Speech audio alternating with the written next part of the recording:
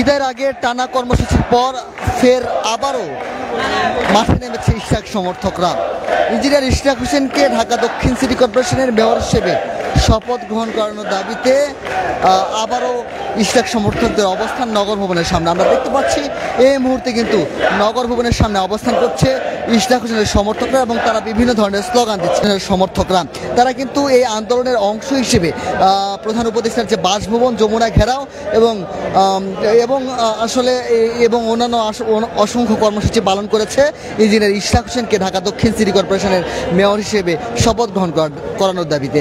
সর্বশেষ কিন্তু যে বিষয়টি আমরা আপনাদেরকে জানিয়ে রাখতে চাই যে সর্বশেষ ঈদের আগে কিন্তু তারা ঘোষণা দিয়েছিল যে ঈদের জন্য কিছুটা কর্মসূচি শিথিল করে ঈদের পরবর্তীতে আবার কঠোর কর্মসূচি দেওয়া হবে এবং ইঞ্জিনিয়ার ইশরাক হোসেন তিনি নিজেই বলেছিলেন যে নিজের শপথ তিনি নিজেই গ্রহণ করবেন।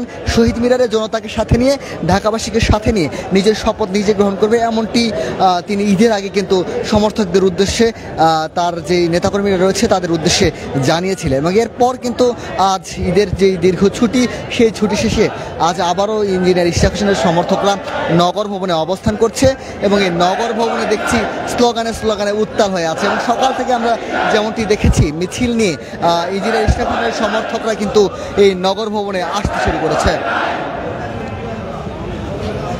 আমরা দেখতে পাচ্ছি ইতিমধ্যেই কিন্তু ঢাকাবাসীর ব্যানারে এবং ঢাকা দক্ষিণ সিটি কর্পোরেশন শ্রমিক কর্মচারী ইউনিয়ন এর পক্ষ থেকে কিন্তু এই অবস্থান কর্মসূচি করা হচ্ছে।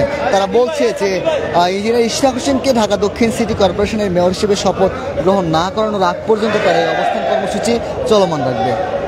Immigration to Canada. We provide the best quality service and solution for Canada immigration. Please visit our website and contact for details.